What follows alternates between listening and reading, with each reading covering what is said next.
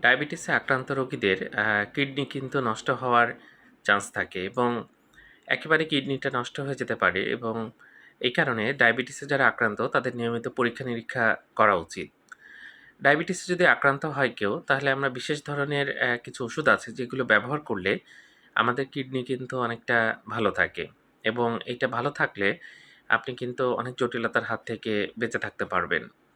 তো ডায়াবেটিস হলে প্রস্রাব দিয়ে প্রোটিন যাওয়া শুরু হয় এবং আস্তে, আস্তে কিন্তু এটা খারাপ হয়। হুট করে ডায়াবেটিস থেকে খারাপ হয়ে যায় না।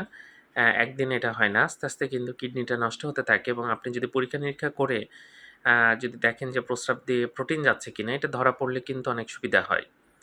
তখন কিছু ওষুধ পাওয়া যায় যেগুলো আমরা ব্যবহার করি এবং সেটা করলে কিন্তু এই যে প্রোটিন যাচ্ছে সেটা যাওয়া কিন্তু অনেক কমিয়ে দেয় এবং আস্তে, আস্তে কিন্তু দেখা যাচ্ছে যে তার উন্নতির দিকে যাচ্ছে এবং তার কিডনিটাকে কিন্তু আস্তে, আস্তে নষ্ট হওয়ার হাত থেকে আমরা বাঁচিয়ে দিতে পারি।